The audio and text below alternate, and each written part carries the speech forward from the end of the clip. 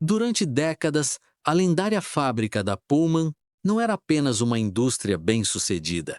Ela era a ditadora absoluta do café da manhã brasileiro. Com fornos rugindo 24 horas por dia, eles assavam milhões de pães de forma e rocamboles, dominando as prateleiras e esmagando qualquer concorrente que ousasse desafiar o seu império. O logotipo azul e vermelho da Pullman reinava intocável em praticamente todas as casas do país. Mas todo esse poder colossal foi subitamente engolido e silenciado. A soberania da família fundadora desmoronou, a independência da fábrica evaporou e a alma da marca foi devorada por um gigante conglomerado estrangeiro. Como a maior instituição culinária de uma nação perde a sua coroa para sempre? Por gentileza, deixe nos comentários aqui embaixo o nome de qual fábrica ou marca famosa você gostaria muito que nós contássemos a história no nosso próximo episódio. Capítulo 1. Amanhecer na mesa brasileira. O ano é 1953. A cidade de São Paulo respira o progresso.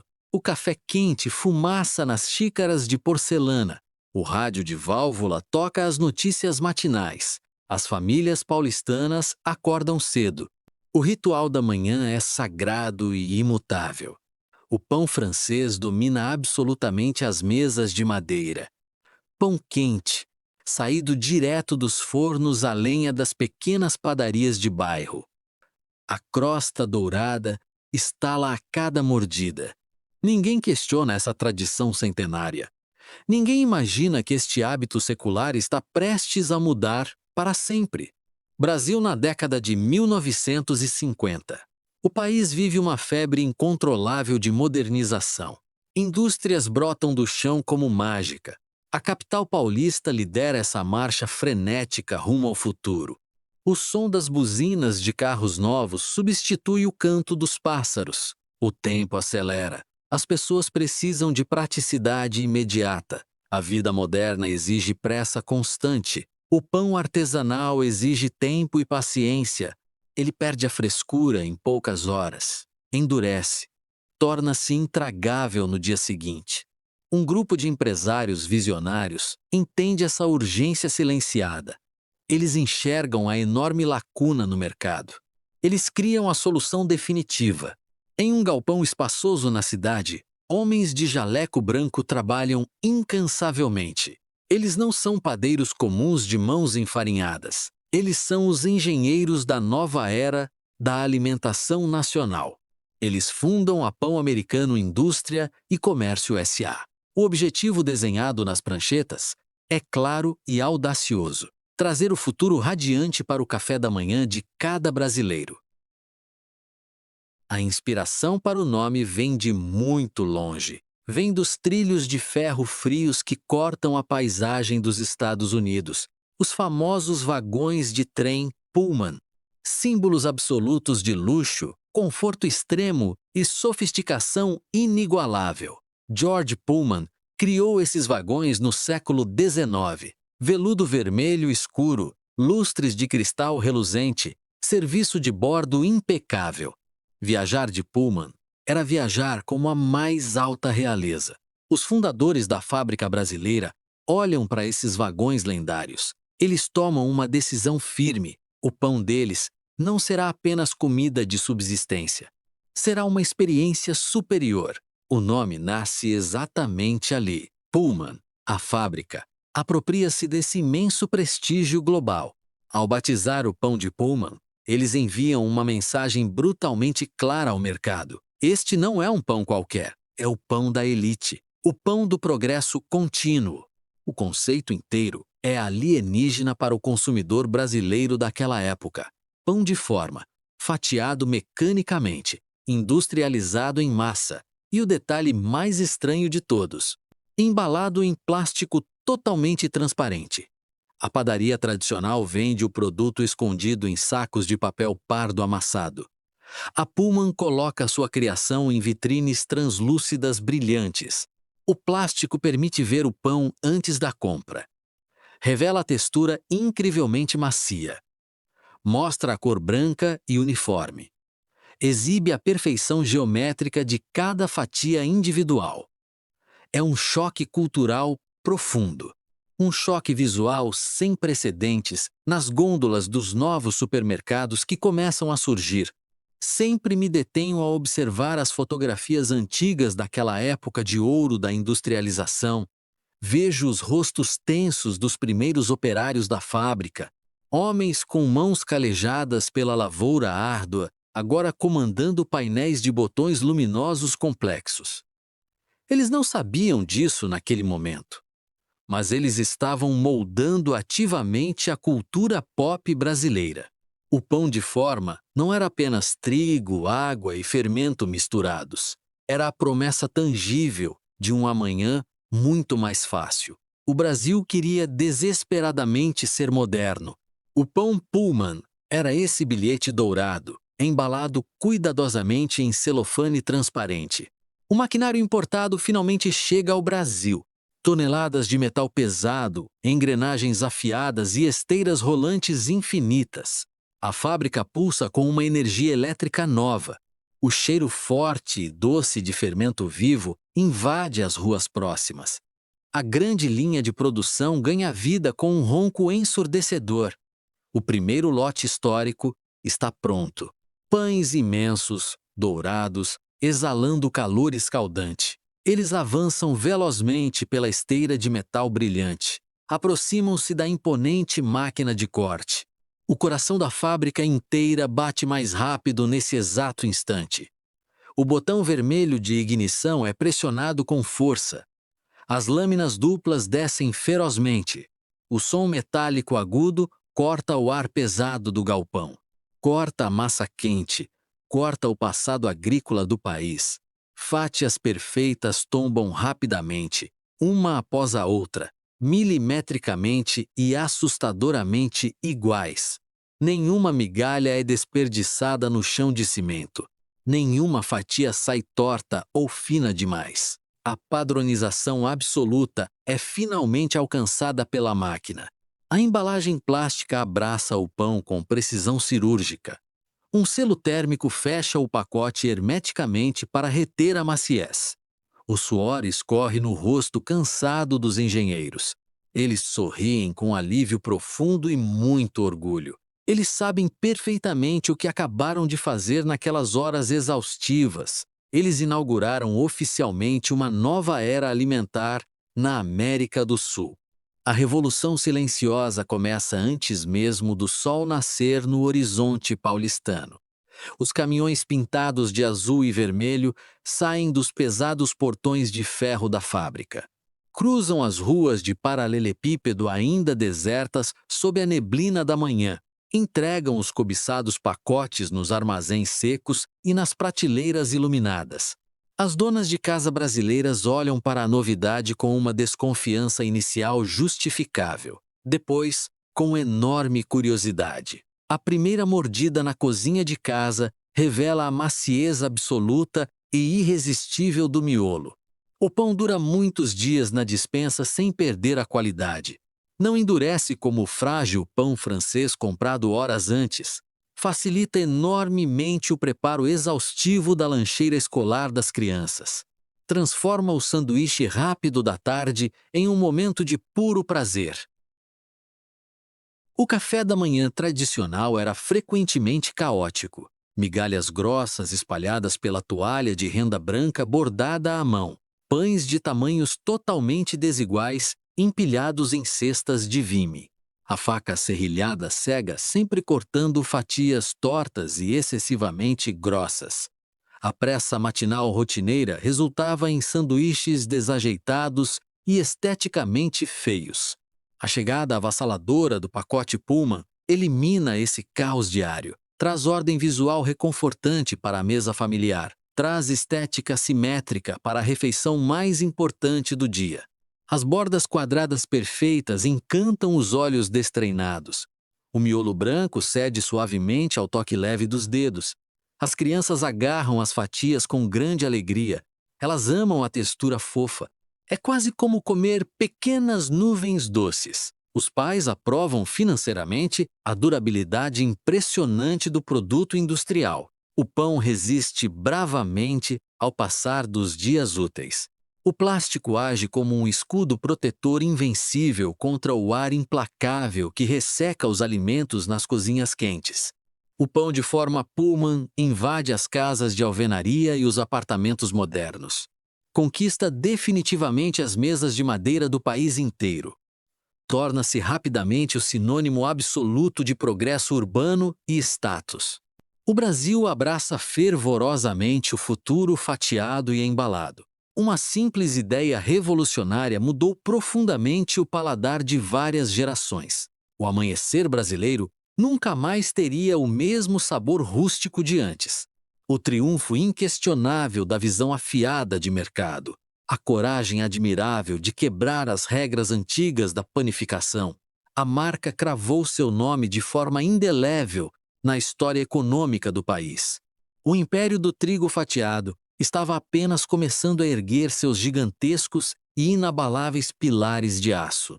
Capítulo 2. O rugido da linha de produção automática.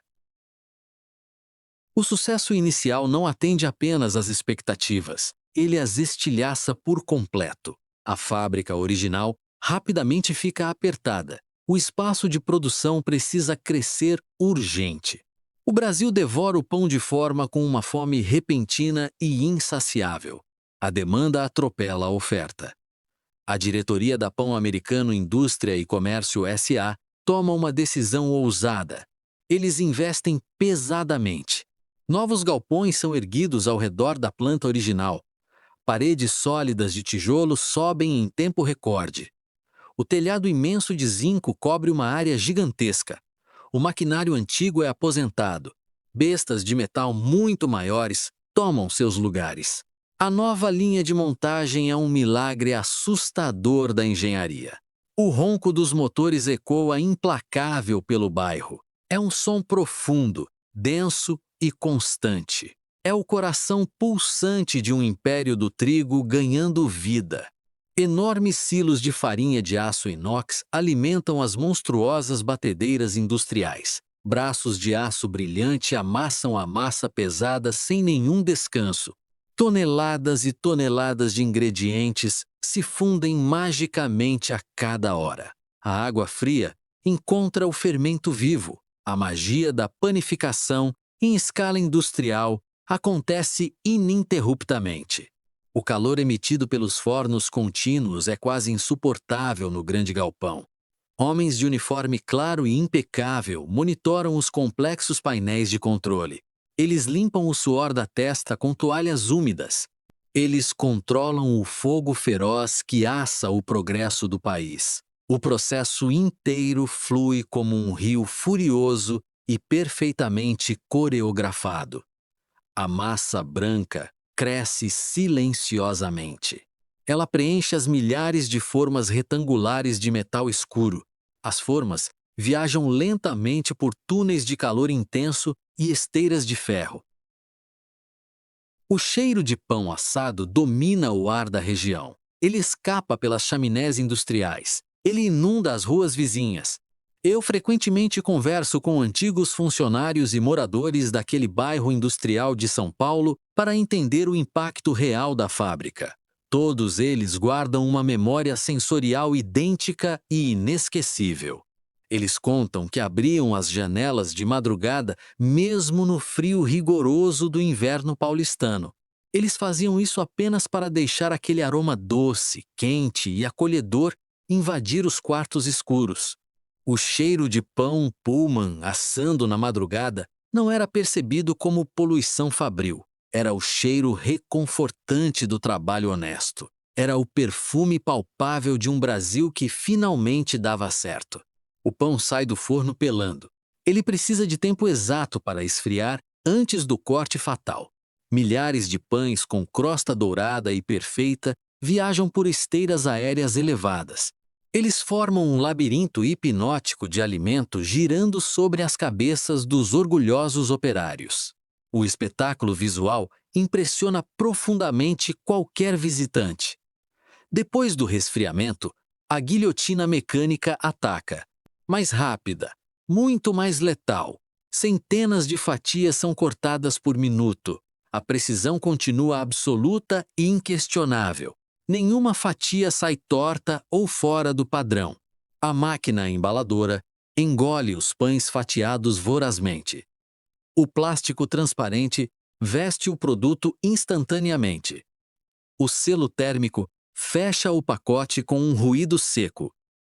Tudo acontece em breves segundos. A esteira final despeja os pacotes prontos em caixas perfeitamente alinhadas e prontas para o despacho. Do lado de fora dos galpões, a verdadeira frota de guerra se prepara para o ataque matinal. Caminhões de entrega. Dezenas deles inicialmente. Depois, centenas. A pintura inconfundível com o logo vibrante brilha sob as fracas luzes dos postes de rua. Os motores a diesel roncam furiosos no pátio escuro. Os motoristas tomam café forte e amargo em pequenos copos de vidro. Eles fumam um último cigarro antes de assumir o volante pesado. A noite paulistana ainda é úmida e gélida, mas a carga preciosa atrás deles está morna e deliciosamente fresca. O portão principal de ferro se abre com um forte rangido metálico. A frota avança ferozmente. É uma visão magnética e impressionante. Os caminhões da Pullman invadem as avenidas vazias e silenciosas de São Paulo. Eles formam um exército de distribuição totalmente imbatível. A logística montada pela empresa é impecável. O pão tem uma missão crítica e inadiável. Ele precisa chegar às prateleiras exatamente antes do comércio abrir as portas ao público. Os motoristas conhecem cada buraco oculto das ruas de paralelepípedo. Eles aceleram com destreza absurda, cruzam a metrópole adormecida, entregam as pesadas caixas empilhadas em pequenas mercearias de bairro, descarregam montanhas gigantescas de pacotes nos grandes supermercados que começam a mudar a face do varejo nacional. O alcance da marca explode sem precedentes. A distribuição supera rapidamente os limites da capital paulista. As estradas de terra do interior distante começam a ver os caminhões coloridos da marca. A fábrica precisa dobrar urgentemente a sua capacidade. O som agressivo das máquinas torna-se eterno. Turnos exaustivos da madrugada são implementados com rigor militar. A fábrica da Pullman nunca mais dorme. Ela ruge 24 horas por dia, 7 dias por semana. O pão de forma não pode faltar em lugar nenhum. As mesas brasileiras agora dependem visceralmente daquele exato pacote plástico. Comer pão Pullman torna-se muito mais do que simples nutrição matinal. Torna-se um símbolo evidente e claro de ascensão social. A crescente classe média brasileira adota o produto com um fervor quase religioso. O sanduíche perfeitamente quadrado com queijo e presunto substitui brutalmente o velho pão francês rasgado com manteiga na faca. As donas de casa sentem um orgulho imenso ao preparar lanches visualmente perfeitos para as crianças. Os pais levam as fatias simétricas para o trabalho em suas marmitas de alumínio. As grandes reuniões de família aos domingos sempre exibem o pão fatiado industrial no centro da mesa de jantar. A marca constrói uma confiança cega e inabalável com o seu consumidor. Ninguém ousa duvidar da higiene ou da qualidade. A embalagem plástica intocada é a garantia suprema de segurança alimentar. A concorrência observa tudo estática e tenta reagir desesperadamente. Padarias tradicionais tentam embalar rudimentarmente seus próprios pães fatiados. Outras pequenas indústrias compram máquinas baratas de corte. Elas tentam imitar a receita vitoriosa a qualquer custo, mas falham miseravelmente na execução e na textura. A Pullman possui a escala industrial esmagadora, possui a logística de distribuição perfeita e implacável. E, principalmente, a marca já capturou irrevogavelmente o coração exigente das pessoas. O império do trigo se consolida rapidamente como um monopólio absoluto de afeto e extrema qualidade. A Pão Americano domina o cobiçado setor alimentício com mão de ferro e miolo extremamente macio. Eles ditaram livremente todas as novas regras do jogo. Eles construíram um mercado colossal, literalmente do zero. O barulho incessante dentro da fábrica paulista é a trilha sonora oficial desse domínio esmagador. Engrenagens pesadas de aço rodando, correias de borracha grossa chiando alto sob tensão, fornos industriais estalando implacáveis sob alta temperatura. O barulho é ensurdecedor para os ouvidos desavisados. Mas é a mais doce música sinfônica para os fundadores e diretores. Cada pacote registrado, faturado e vendido é um sólido tijolo a mais na construção infinita do império. O faturamento mensal atinge números estratosféricos impensáveis anos antes. O dinheiro entra como uma avalanche brutal. O reinvestimento em tecnologia e expansão é imediato e constante. A grande máquina não pode parar nunca. A máquina precisa obrigatoriamente engolir o futuro inteiro. Aquele galpão barulhento e vibrante alimentou fisicamente o crescimento acelerado de um país enorme. Ele alimentou sonhos grandiosos de uma modernidade aguardada. Alimentou operários cansados, médicos apressados, professores dedicados e estudantes sonhadores. O poder real da marca Pullman naqueles anos formativos é algo imensamente difícil de explicar plenamente para as gerações mais novas atuais. Eles não vendiam apenas água, sal e trigo assado no forno. Eles vendiam um cobiçado padrão de vida superior. Eles entregavam confiança diária, consistência absurda e praticidade salvadora diretamente na porta do supermercado favorito das famílias. O estrondo metálico e o ronco grave dos motores daquela era dourada ainda ressoam fortemente na memória de muitos brasileiros. Foi o ápice incontestável da engenharia alimentícia nacional. Um triunfo completo, brilhante e puramente orgulhoso da ousadia empresarial do Brasil. Mas impérios corporativos nunca se satisfazem apenas com o território que já dominam com folga. Eles sempre olham fixamente muito além das fronteiras já conquistadas. Eles sempre buscam dominar novos e lucrativos territórios inexplorados da rotina humana. A mesa matinal do café já estava totalmente rendida e controlada. A ambiciosa diretoria da fábrica olhava agora, com olhos famintos e visionários, para as outras horas vagas do dia. Eles miravam cirurgicamente a hora doce e desejada da sobremesa, e essa nova ambição desmedida criaria muito em breve o próximo e incrivelmente duradouro mito da marca nas prateleiras. Capítulo 3. Nasce uma lenda doce. A fábrica dominava as manhãs. O pão de forma reinava absoluto no café recém-coado. Mas o dia é longo. O brasileiro possui uma relação passional com o açúcar. O almoço de domingo em família exige um encerramento à altura, um doce para acompanhar o café da tarde. A diretoria da Pullman sabia disso. Eles olhavam para a mesa farta das famílias. Eles viam um espaço vazio. Eles decidiram preencher esse espaço. Os engenheiros voltaram às pranchetas de projeto. As batedeiras industriais receberam novos ingredientes: ovos frescos, farinha fina, açúcar refinado, recheios cremosos. A massa de pão deu lugar à massa de bolo leve. Uma massa incrivelmente fina e delicada. Ela precisava ser assada rapidamente. Precisava ser recheada ainda quente. Depois, surgia o passo industrial mais difícil. Ela precisava ser enrolada perfeitamente sem quebrar. Uma espiral de sabor e simetria matemática. Nascia ali o lendário Rocambole Pullman. O nome soava exótico e muito divertido. O formato cilíndrico atraía os olhos imediatamente nas prateleiras. A embalagem plástica mantinha a tradição visual da marca. Ela exibia a espiral perfeita de goiabada vibrante ou doce de leite escuro. O produto chegou cautelosamente às gôndolas dos supermercados. A recepção inicial foi de pura curiosidade. Mas a Pullman não queria apenas curiosidade. Eles queriam devoção cega. Eles acionaram a máquina publicitária mais poderosa daquela época, a incipiente e mágica televisão brasileira. A televisão ditava as regras do desejo nacional. A marca comprou espaços nobres nos intervalos comerciais mais caros. Eles não venderam apenas um bolo enrolado em plástico. Eles venderam a imagem da família perfeita. Eles venderam a pura alegria infantil. Os comerciais mostravam crianças correndo pelo quintal de casas suburbanas.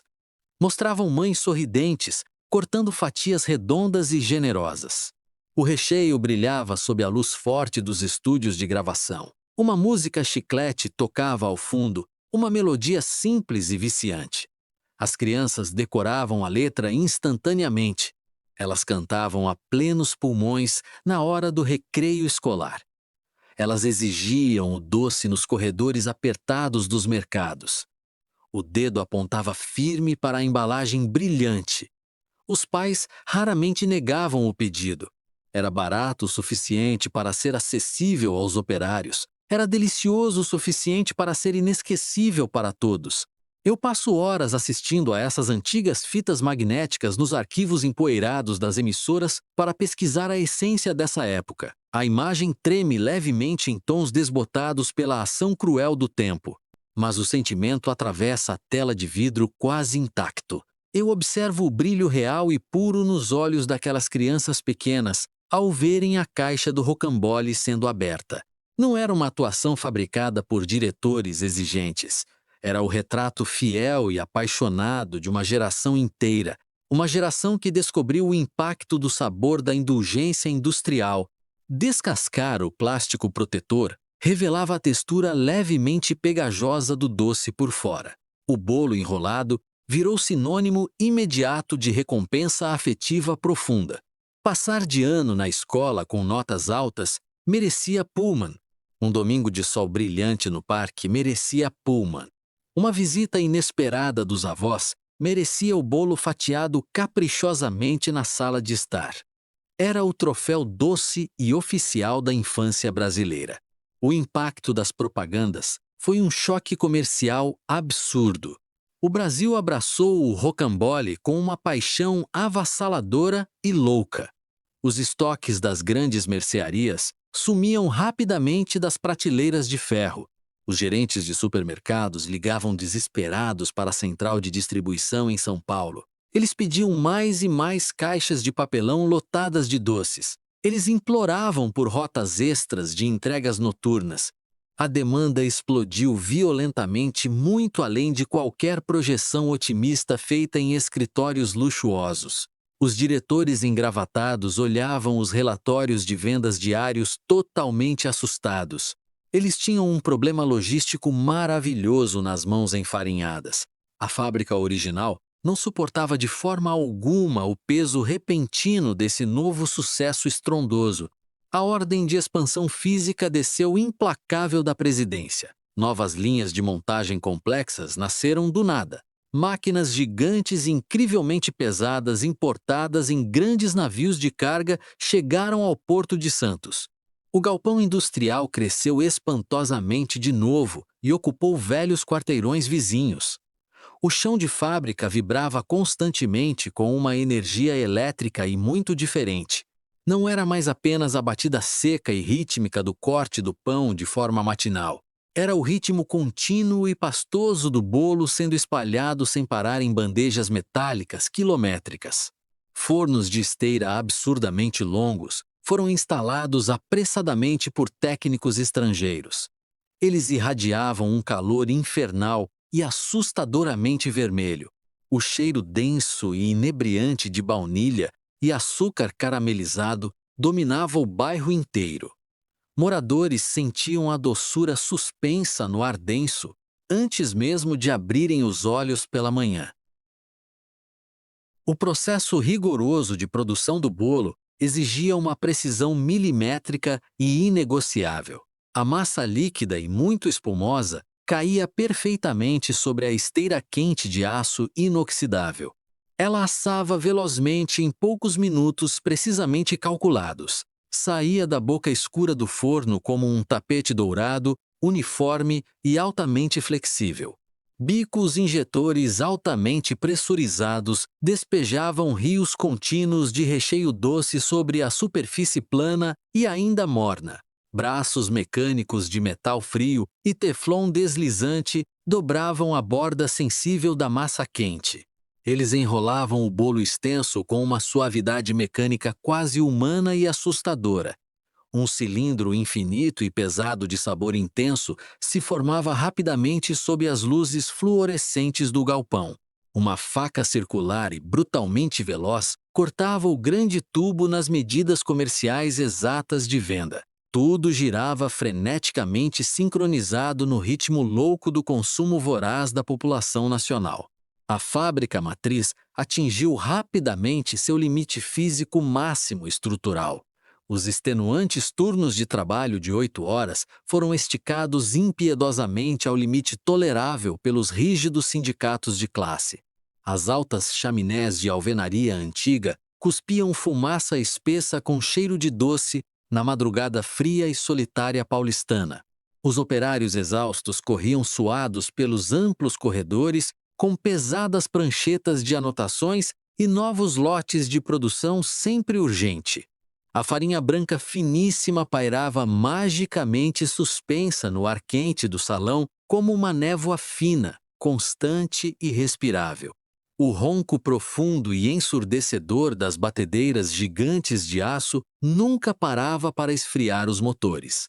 O rugido metálico e agressivamente repetitivo era a prova viva, alta e muito clara do triunfo corporativo absoluto de uma ideia arriscada. Milhões e milhões de unidades de rocamboles cheirosos saíam das velozes linhas de embalagem plástica todas as abençoadas semanas. Eles viajavam encaixotados nos imensos caminhões azuis, coloridos e fortemente iluminados para todos os cantos remotos do país continental tropical. Eles chegavam perfeitamente milimetricamente enrolados nas prateleiras comerciais. Eles chegavam incrivelmente e deliciosamente frescos nas mãos ávidas das famílias pagantes. O estrondoso rocambole transformou a alma e a identidade pública da Pullman para sempre no mercado sul-americano. A empresa brasileira deixou orgulhosamente o patamar de ser apenas a confiável fábrica do pão de forma matinal das elites emergentes. Ela coroou a si mesma com audácia assustadora como a rainha absoluta, tirana e totalmente intocável da confeitaria industrial continental. Eles atacaram e dominaram por completo o disputado café da manhã tradicional doméstico. Eles invadiram agressivamente e dominaram o lanche da tarde escolar das crianças famintas. Eles entraram pela porta da frente carregados de status em todos os felizes momentos de pura celebração familiar de fim de semana. A marca comercial outrora desconhecida tornou-se culturalmente e psicologicamente onipresente em absolutamente todos os lares e classes. Um formidável gigante de tijolos estruturados solidamente em trigo importado, açúcar cristal doce e puro aço nacional, operando ativamente em sua capacidade produtiva física máxima e implacável. O sucesso financeiro puro e apurado nos balanços contábeis era estupidamente colossal e invejado. A independência corporativa e estratégica da empresa orgulhosamente brasileira parecia uma fortaleza inabalável e histórica de tijolos sólidos. Eles construíram arduamente um vasto e lucrativo império econômico baseado inteira e unicamente na profunda emoção familiar latente e na qualidade industrial considerada extrema na época.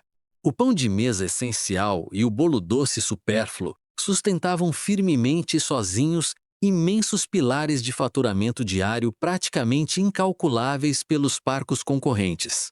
O Brasil inteiro comia feliz e refém na palma da mão estendida e perfumada daquela grande fábrica paulistana localizada estrategicamente. Parecia nitidamente o cenário idealizado, romântico e intocável de um reinado corporativo majestoso, impenetrável e eterno. Parecia seriamente que força alguma existente e conhecida no planeta Terra poderia parar, ameaçar ou apenas frear minimamente aquelas gigantescas e ruidosas esteiras rolantes de metal quente, O cobiçado, frio e alto topo do mundo feroz dos negócios alimentícios havia sido duramente, suadamente e brilhantemente alcançado pelos audaciosos fundadores. A almejada hegemonia nacional conquistada era total, brutal e absolutamente inquestionável nas imensas prateleiras brilhantes e nos corações apaixonados de um povo. Mas o cume solitário é sempre, historicamente e inevitavelmente, um lugar incrivelmente perigoso de se habitar a longo prazo. O ar rarefeito da cobiçada liderança corporativa absoluta sempre esconde letalmente as nefastas tempestades econômicas que se formam longe e em pesado silêncio mortal no horizonte distante. A fartura assombrosa daquele momento histórico, estupendo e eufórico, escondia perfeitamente e perigosamente as primeiras e perigosamente silenciosas rachaduras nas pesadas, imponentes e cimentadas fundações daquele poderoso império colossal de farinha. Capítulo 4. O poder absoluto e a saturação.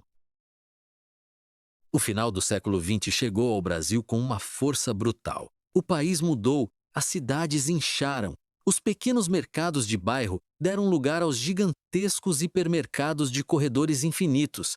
A Pullman navegou por essa onda massiva com uma maestria comercial impecável. A empresa deixou rapidamente o status de grande fábrica do estado de São Paulo para trás. Ela se tornou uma autêntica instituição nacional intocável. O logotipo vibrante nas cores azul e vermelho decorava praticamente todos os lares do país. O famoso pão de forma não precisava mais de comerciais televisivos longos para explicar o seu exato propósito. Ele vendia por pura inércia e costume enraizado. O domínio total das prateleiras comerciais era absoluto e completamente indiscutível na visão do varejo. O império do trigo atingiu seu ápice financeiro, geográfico e emocional.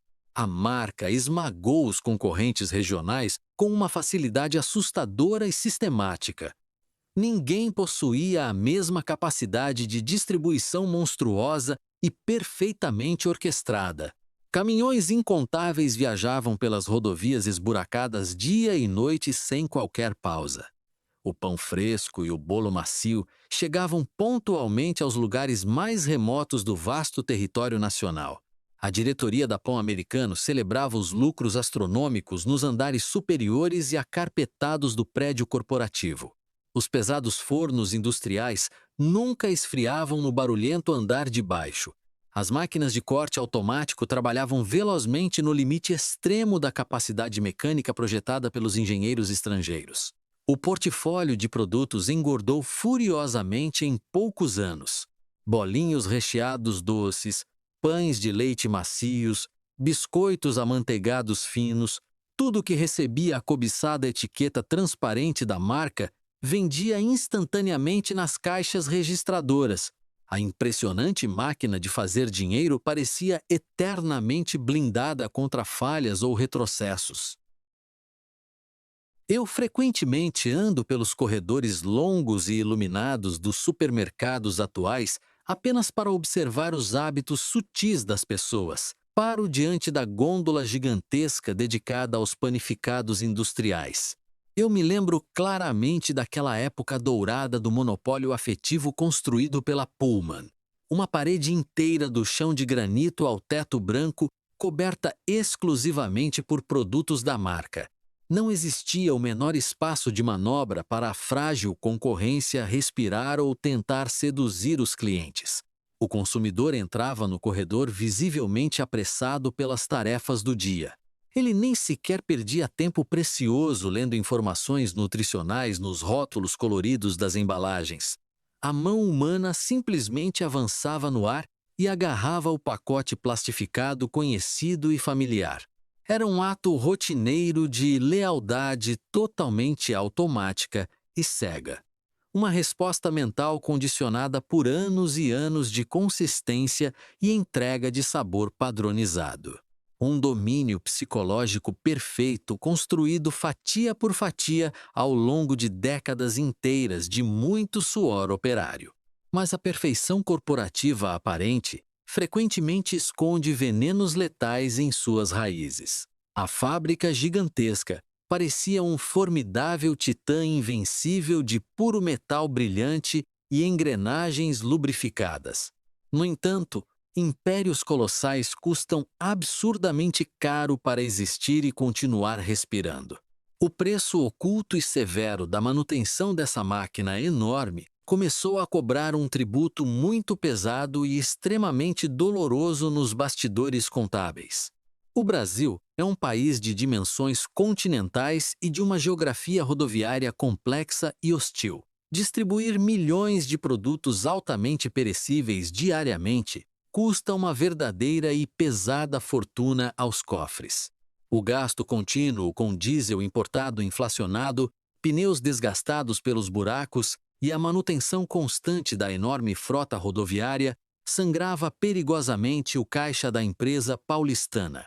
O calor tropical intenso e a umidade castigavam severamente os produtos doces nos baús de metal abafados. A complexa logística nacional exigia um esforço monumental diário da equipe apenas para não deixar o precioso pão estragar antes de alcançar a mesa da família brasileira. O instável cenário macroeconômico brasileiro adicionava ainda mais gasolina ao fogo interno do negócio. O país afundou em um caos inflacionário profundo e devastador nos anos 80 e também no início dos anos 90. A inflação galopante e fora de controle devorava impiedosamente os lucros reais de todas as grandes empresas atuantes. Os preços subiam assustadoramente nas tabelas todos os dias úteis. Fiscais uniformizados de hipermercado corriam desesperados e suados com pequenas máquinas etiquetadoras, mudando os valores nas prateleiras várias vezes ao dia. A Pullman precisava obrigatoriamente repassar seus crescentes custos internos de produção para o pão diário e essencial do trabalhador comum. O preço inevitavelmente subia pesado no caixa do mercado. O consumidor assalariado reclamava amargamente da carestia de vida. Ele apertava o cinto financeiro da casa com força. Ele passava tristemente a comprar o querido produto embalado apenas em ocasiões familiares muito especiais. O pão de forma retornava perigosamente ao triste status antigo de artigo de luxo esporádico. A lealdade emocional do cidadão brasileiro tentou bravamente sustentar o choque dos preços por um longo tempo. Mas a carteira vazia de dinheiro sempre fala muito mais alto no duro final do mês. Dentro do imenso complexo fabril paulista, as máquinas pioneiras e outrora consideradas incrivelmente inovadoras começaram a demonstrar sinais perigosos de fadiga crônica de material. A tecnologia estrangeira acelerava vertiginosamente lá fora no exterior. Fortes concorrentes globais já utilizavam robótica avançada e alta automação computadorizada. A marca Pullman precisava desesperadamente de reinvestimentos gigantescos em maquinário importado de última geração apenas para não sucumbir tecnologicamente. O volumoso lucro que antes bancava folgadamente a franca expansão agora sumia rapidamente no pagamento da cara manutenção preventiva e nos altos custos trabalhistas crescentes da vasta equipe fabril. O custo operacional brutal e rotineiro engolia as cobiçadas margens financeiras como um terrível monstro faminto. O temido mercado interno brasileiro também acendia uma grande luz vermelha vitalícia nas planilhas. O país inteiro, de norte a sul, já comia bolo e pão Pullman habitualmente todas as manhãs. Praticamente não existiam mais lares virgens inexplorados para a marca conquistar com agressividade. O teto definitivo de crescimento orgânico de vendas foi duramente atingido de frente.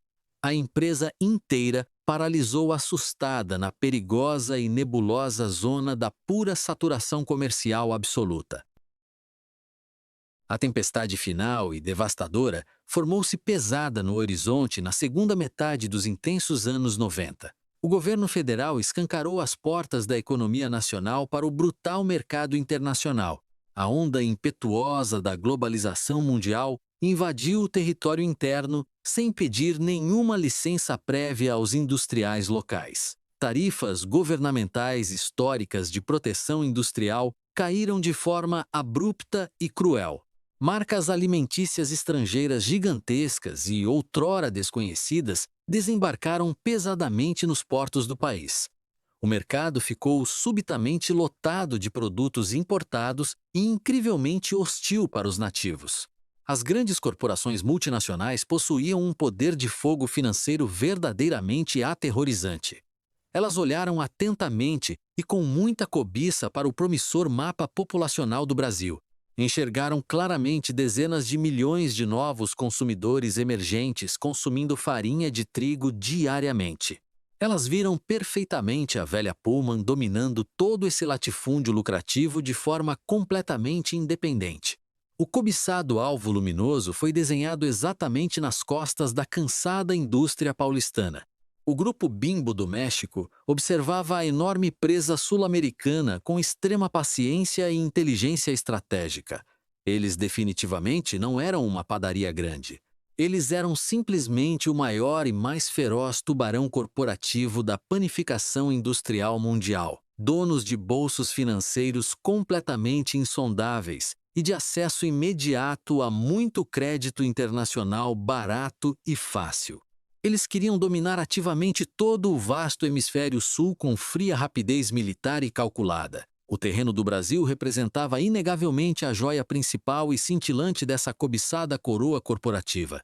O ataque contundente estrangeiro não aconteceu de forma leviana com distribuição de produtos imediatos. Aconteceu com muita calma e profunda observação calculada dos movimentos adversários. Eles assistiram pacificamente, do alto de seus prédios espelhados corporativos, o valente gigante brasileiro sofrer diariamente e sangrar profusamente, lutando contra seus próprios pesados e inflexíveis custos internos de operação diária. A diretoria executiva da marca Pullman percebeu imediatamente o pesado cheiro de ameaça de morte comercial pairando densamente no ar-condicionado da sala. A liderança original paulistana apelou com bravura para diversas táticas corajosas de desespero iminente. Eles lançaram novas, emocionantes e caríssimas campanhas massivas de publicidade em rede nacional televisiva. Apelaram corajosamente e diretamente para o profundo sentimento enraizado de forte nacionalismo do seu leal consumidor. Reforçaram intensamente a velha e conhecida história de tradição familiar de mais de dolorosas 4 décadas de excelência e pioneirismo. O público cativo até aplaudiu e sorriu para a bonita mensagem afetuosa nas telas brilhantes de tubo. Mas belos apelos sentimentais nostálgicos não pagam magicamente as faturas milionárias e vencidas da complexa logística moderna brutal. Fornecedores essenciais de matéria-prima exigiam duramente pagamentos rápidos em dinheiro vivo na conta bancária. A impiedosa competição diária exigia agressivamente novos aportes bilionários em inovação tecnológica urgente simplesmente para continuar sobrevivendo. O peso frio e opressor da nova economia financeira globalizada tornou-se insustentável e completamente asfixiante para as velhas pernas de uma tradicional empresa familiar unicamente brasileira. As paredes sólidas, grossas e amplamente admiradas da outrora inexpugnável fortaleza comercial começaram a trincar abertamente sob as fortes marteladas do livre mercado. O cheiro adocicado e irresistível do bolo rocambole ainda saía rotineiramente pelas imensas chaminés altas e industriais acesas na velha rua da fábrica. Mas o pânico gélido, o medo paralisante e o pesado silêncio reinavam agora plenamente soberanos nos escritórios luxuosos e refrigerados do Alto Conselho de Administração da companhia.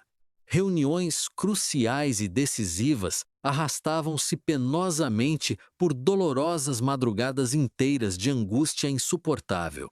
Implacáveis gráficos vermelhos de feia projeção financeira despencavam assustadoramente em queda livre sobre a nobre mesa de madeira das decisões empresariais definitivas.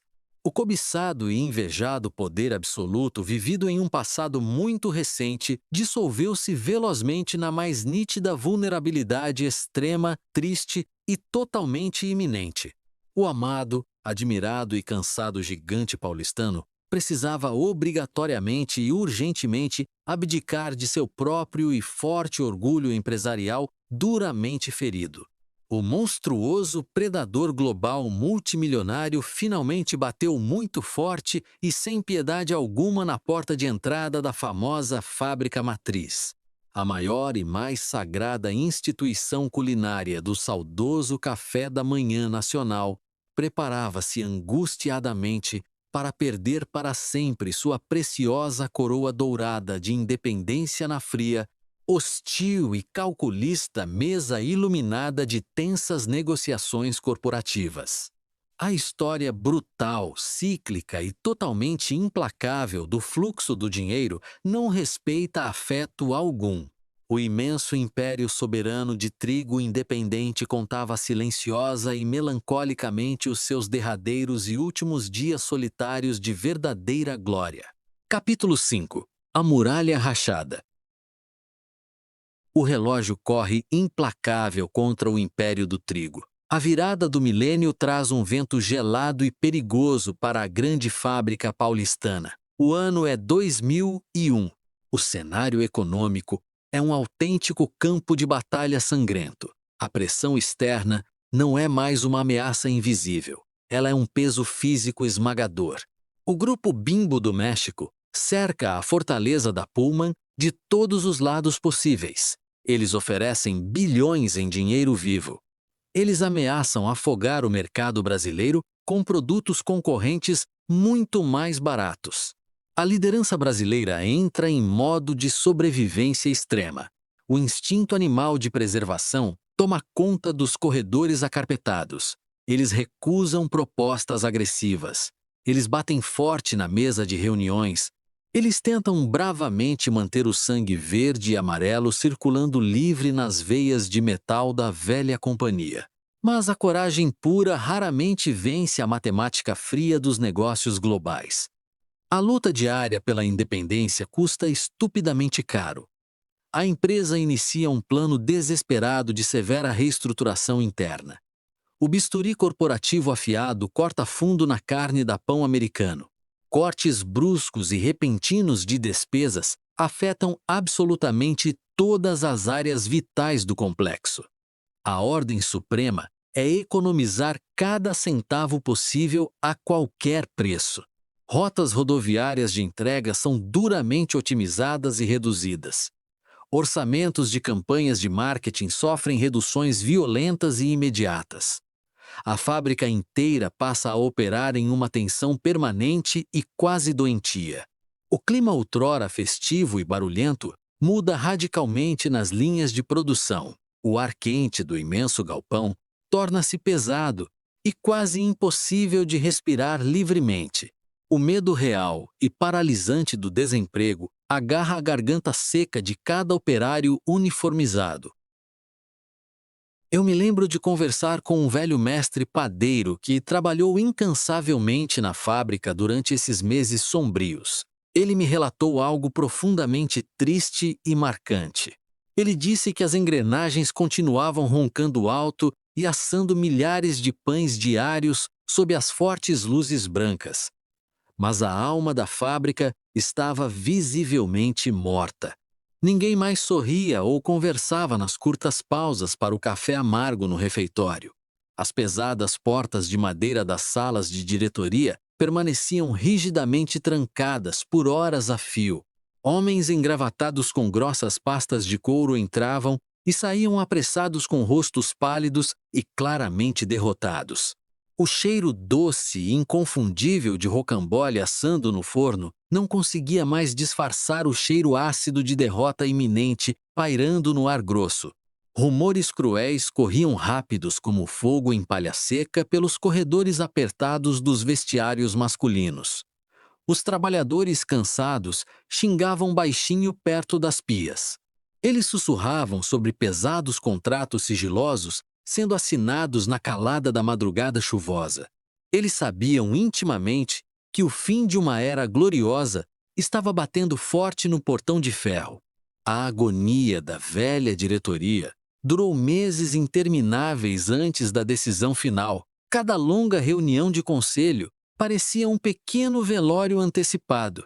Os executivos brasileiros passavam madrugadas inteiras em claro bebendo café. Eles analisavam planilhas de custos desesperadamente em busca de uma saída financeira mágica.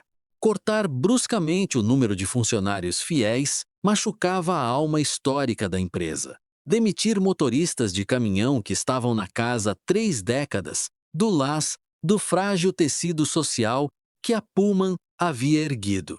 Homens que casaram, tiveram filhos e compraram suas pequenas casas graças ao dinheiro das entregas noturnas de pão de forma fatiado. Eles eram chamados abruptamente às salas frias do Departamento de Recursos Humanos. Eles entregavam os velhos uniformes azuis com as mãos calejadas tremendo e os olhos muito vermelhos. A lealdade cega de 30 anos sendo rudemente trocada por um pacote frio de rescisão contratual e um rápido aperto de mão protocolar. A empresa tentava salvar o enorme navio, afundando, jogando a própria tripulação histórica e dedicada no mar revolto. A pressão sobre os fornecedores nacionais aumentava absurdamente a cada semana. Fazendas de trigo e usinas locais de açúcar eram espremidas até a última gota de lucro. A Pullman exigia prazos irracionais e estendidos para pagar as antigas faturas em atraso. A credibilidade intocável de décadas de pagamentos sempre pontuais começava a derreter rápido sob o sol forte da crise comercial. O ávido mercado percebia claramente o forte cheiro de sangue na água turva. A concorrência menor tentava aproveitar o nítido momento de fraqueza extrema. Eles tentavam invadir as prateleiras nobres dos hipermercados com ofertas muito agressivas. A marca brasileira precisava queimar ainda mais dinheiro escasso apenas para manter a simples visibilidade visual do rocambole e do pão tradicional nos corredores lotados. Era um sufocante ciclo vicioso e totalmente destrutivo. A fábrica matriz parecia uma velha panela de pressão prestes a explodir violentamente. O ruído intenso das grandes batedeiras de aço soava agora como o gemido doloroso de um animal gravemente ferido. O cheiro de trigo fermentado se misturava perfeitamente ao pânico irracional que pairava baixo no ambiente abafado. As esteiras de metal rodavam muito rápido, carregando as fatias simétricas de sempre. A rotina produtiva não podia parar nunca ou demonstrar qualquer falha mecânica. A engrenagem principal precisava fingir normalidade absoluta para os clientes lá fora. Mas internamente o frágil castelo de cartas estava desmoronando velozmente. Auditorias financeiras externas invadiram sem piedade os escritórios paulistas. Homens frios e calculistas inspecionavam velhos livros contábeis implacavelmente. Eles questionavam friamente cada gasto logístico mínimo. Eles calculavam na ponta do lápis o exato valor do legado emocional construído com tanto esforço. O orgulho histórico da panificação nacional estava sendo brutalmente pesado e rapidamente etiquetado como uma mercadoria barata qualquer pronta para a venda forçada. O oxigênio financeiro chega ao fim trágico. A caneta tinteiro pesa toneladas absolutas nas mãos trêmulas da presidência nacional. O acordo definitivo de venda é colocado agressivamente sobre a mesa de mogno escuro. Não há mais nenhum espaço seguro para o velho orgulho corporativo ferido. A decisão mais amarga, difícil e dolorosa da história centenária da companhia é finalmente tomada no silêncio da sala escura. A Pão Americano abdica oficialmente de sua coroa. O gigante mexicano devora o império inteiro com uma única mordida bilionária de dólares. A autonomia puramente brasileira morre exatamente naquele instante frio. A corda arrebentou e a inexpugnável muralha ruiu sob o peso da nova ordem global de negócios. Capítulo 6. Mudança de trono e o legado final. O ano é 2001. A tinta azul seca rapidamente no contrato definitivo. O brutal grupo Bimbo do México conclui oficialmente a compra bilionária. A Pão Americano Indústria e Comércio S.A. deixa de existir como uma entidade soberana e familiar. Uma história linda de quase meio século de independência termina silenciosamente em uma sala fechada e climatizada. Os executivos estrangeiros assumem o controle absoluto e imediato de tudo.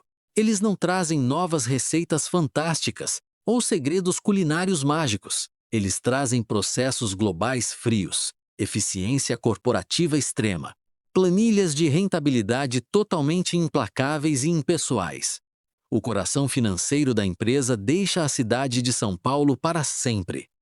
Ele passa a bater forte e seguro na longínqua cidade do México. A mudança de trono é rápida, indolor na superfície e profundamente letal na essência. O dia seguinte à venda histórica nasce cinzento e totalmente comum na grande fábrica paulistana. Os pesados portões de ferro se abrem pontualmente com o mesmo rangido conhecido. Os operários entram cabisbaixos e muito silenciosos no enorme pátio de manobras. Eles vestem exatamente os mesmos uniformes azuis e vermelhos do dia anterior. Eles batem os mesmos velhos cartões de ponto de papelão pardo. As imensas fornalhas industriais acendem sozinhas com o mesmo estrondo ruidoso de sempre. As batedeiras gigantescas de aço misturam as mesmas toneladas exatas de farinha branca refinada. O cheiro quente, acolhedor e doce de pão assado domina o bairro novamente. Nada parece visualmente diferente para quem olha distraído da rua esburacada. Mas absolutamente tudo mudou profundamente do lado de dentro dos muros altos. O espírito indomável e desbravador dos fundadores originais sumiu como fumaça ao vento. Os novos donos mexicanos não conhecem o suor salgado derramado nos primeiros anos difíceis da década de 50. Eles não lembram do primeiro caminhão de entrega quebrando na lama da estrada de terra escura.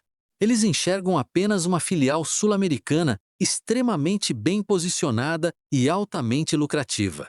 Uma engrenagem muito bem oleada e vital na gigantesca máquina de dominação global deles. Os diretores locais restantes agora respondem a chefes estrangeiros muito distantes. Ordens curtas em espanhol ecoam pelos corredores antes ocupados exclusivamente pelo sotaque paulistano apressado. O dinheiro do lucro diário não financia mais os grandes sonhos de expansão de uma família visionária brasileira. Ele voa rapidamente de forma eletrônica para contas bancárias no exterior. O Brasil perde oficialmente a posse real de sua confeitaria industrial mais icônica e amada. Eu estacionei meu carro recentemente em frente à antiga planta industrial da marca para tentar absorver essa atmosfera de transição. Fiquei ali encostado na porta apenas observando o movimento frenético de entrada e saída. A fumaça branca e espessa ainda sai forte pelas altas chaminés de tijolo escurecido. Os caminhões de entrega modernos, muito maiores e mais silenciosos, manobram habilmente no pátio apertado. O icônico logotipo Pullman brilha intacto e forte na lateral branca das carretas. Eu vi um funcionário idoso, de cabelos totalmente grisalhos e ombros cansados, saindo lentamente pelo portão principal ao fim do seu longo turno. Ele carregava uma pequena sacola plástica com um rocambole de goiabada dentro. Ele parou por um segundo e olhou para o letreiro luminoso da fábrica com um olhar profundamente enigmático e comovente. Um olhar maduro que misturava um orgulho imenso de pertencimento e uma melancolia silenciosa, quase indescritível. Ele dedicou a vida inteira para ajudar a construir aquele gigantesco império rodoviário de farinha. Ele conhece cada som daquelas máquinas antigas, mas ele sabe perfeitamente no fundo da alma que o império não pertence mais à sua gente. Ele trabalha agora para pessoas que nem sequer sabem o seu primeiro nome. O conglomerado Grupo Bimbo tomou decisões comerciais incrivelmente inteligentes desde o primeiro minuto. Eles são gigantes assustadores justamente porque sabem exatamente o que estão fazendo o tempo todo. Eles não cometeram o erro corporativo estúpido e amador de apagar o querido nome Pullman das prateleiras. Eles conheciam perfeitamente o peso emocional incalculável daquela marca consolidada no coração apaixonado do país. Eles mantiveram as famosas embalagens plásticas tradicionais quase inalteradas. Eles preservaram rigidamente as receitas clássicas amadas e consumidas pelo imenso público cativo nacional. O bolo rocambole continuou extremamente macio e incrivelmente bem recheado. O velho pão de forma matinal manteve a casca dourada e a simetria geométrica perfeita. Eles usaram a força brutal e inesgotável de sua logística global para empurrar os produtos ainda mais longe pelo continente. A marca Pullman cresceu ainda mais em volume de vendas sob a forte bandeira mexicana. Tornou-se rapidamente uma linha de frente imbatível e estratégica do conglomerado estrangeiro. Os novos donos investiram pesado em robótica avançada, substituíram as velhas máquinas vibrantes e cansadas por eficientes linhas automatizadas e incrivelmente silenciosas. O rugido metálico ensurdecedor das antigas batedeiras desapareceu para sempre do chão de fábrica. O silêncio clínico, frio e totalmente computadorizado da indústria moderna do século XX tomou conta dos imensos galpões paulistanos. A eficiência absoluta substituiu a velha paixão ruidosa. A brutal mudança de trono gerou uma tristeza nacional evidente na época. Grandes jornais de economia publicaram editoriais longos e muito amargos. Economistas engravatados lamentaram publicamente a forte perda de mais uma verdadeira gigante industrial puramente nacional. A onda agressiva da globalização de fato não perdoou a rica tradição familiar paulista. Ela engoliu a rentável fábrica de farinha sem a menor cerimônia ou remorso aparente. A soberania comercial foi cruelmente esmagada pelo peso inegável do capital estrangeiro ilimitado. Mas a história real não termina apenas em um lamento financeiro triste e corporativo. Ela termina obrigatoriamente na consagração mais bela e definitiva de um produto atemporal e insubstituível. Vá a qualquer hipermercado moderno hoje em qualquer cidade do país. Caminhe devagar pelo extenso corredor friamente iluminado de panificados industriais. Olhe diretamente para a prateleira central mais cobiçada. A prateleira localizada na altura exata e privilegiada dos seus olhos. O pacote transparente inconfundível com os detalhes vibrantes em azul e vermelho ainda está ali firme e forte. Exatamente e rigorosamente como estava há várias e longas décadas. As fatias perfeitamente quadradas continuam esperando ansiosamente pelo café da manhã quente de milhões de famílias apressadas e trabalhadoras. As crianças de hoje não fazem a menor ideia de quem fundou a corajosa Pão Americano S.A.